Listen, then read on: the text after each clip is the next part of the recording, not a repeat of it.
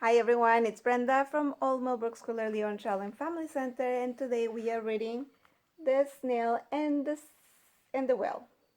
And it is written by Julia Donaldson and illustrated by Axel Scheffler.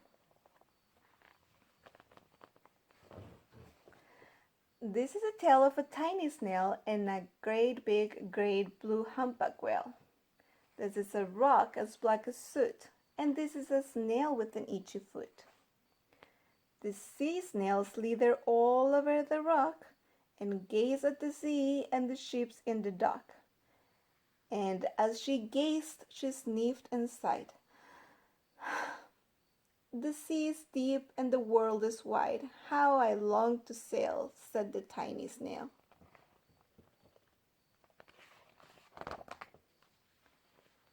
These are the other snails in the flock, who all stuck tight in the smooth black rock, and said to the snail with the itchy foot, "Be quiet. Don't wriggle. Sit still. Stay put." But the tiny sea snail sighed and sniffed, then cried, "I've got it. I'll hitch a lift." This is the trail of a tiny snail, a silvery trail that looped and curled and said, "Lift wanted around the world." This is a whale who came one night when the tide was high and the stars were bright.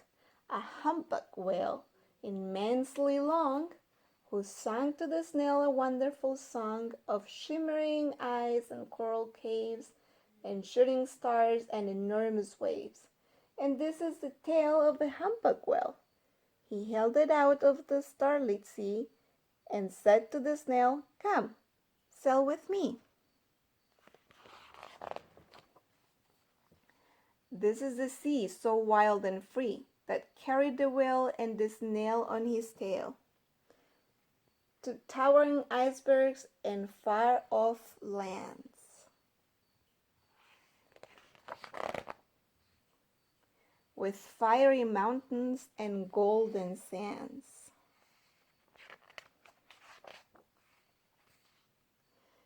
These are the waves that arch and crutch and form a frolicked and sprayed and splashed the tiny snail on the tail of the whale.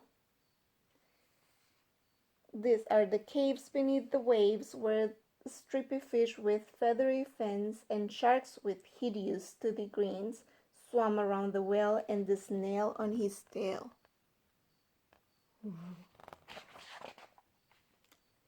This is the sky so vast and high, sometimes sunny and blue and warm, and sometimes filled with thunderstorm, with zigzag lightning, flashing and frightening the tiny snail on the tail of the whale.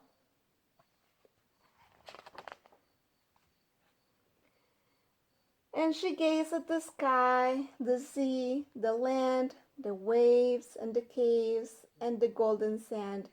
And she gazed and gazed, amazed by it all, and said to the whale, "I feel so small."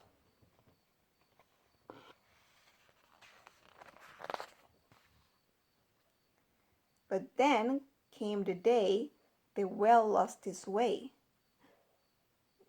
These are the speedboats running a race, zigging and zooming all over the place, upsetting the whale with their ear-splitting roar, making him swim too close to the shore. This is the tide slipping away. And this is the whale lying beached in a bay. "Quick! Off the sand! Back to sea!" cried the snail. "I can't move on land. I'm too big," moaned the whale. The snail felt helpless and terribly small. Then, "I've got it," she cried, and started to crawl. "I must not fail," said the tiny snail. This is the bell on the school in the bay, ringing the children in from their play. This is the teacher holding her chalk, telling the class, Sit straight. Don't talk. This is the board, as black as soot. And this is the snail with the itchy foot. A snail, a snail! The teacher turns pale. Look, said the children, it's leaving a trail. This is the trail of the tiny snail, a silvery trail saying, save the whale. These are the children running from school, fetching the firemen, digging a pool, squirting and spraying to keep the well cool.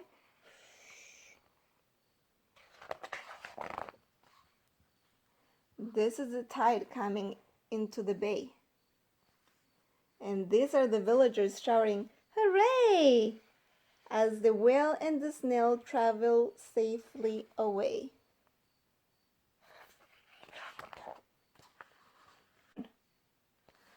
Back to the duck and the flock on the rock, who said, how time's flown, and haven't you grown? And the whale and the snail told their wonderful tale of shimmering eyes and coral caves, and shooting stars and enormous waves, and of how the snail, so small and frail, with her looping, curling, silvery tail, saved the life of the humpback whale. Then the humpback whale held out his tail, and on crawled snail after snail after snail. And they sank to the sea as they all set sail on the tail of the gray blue humpback whale. There they go. The end. What a nice story. I hope you guys liked it. We'll see you next time.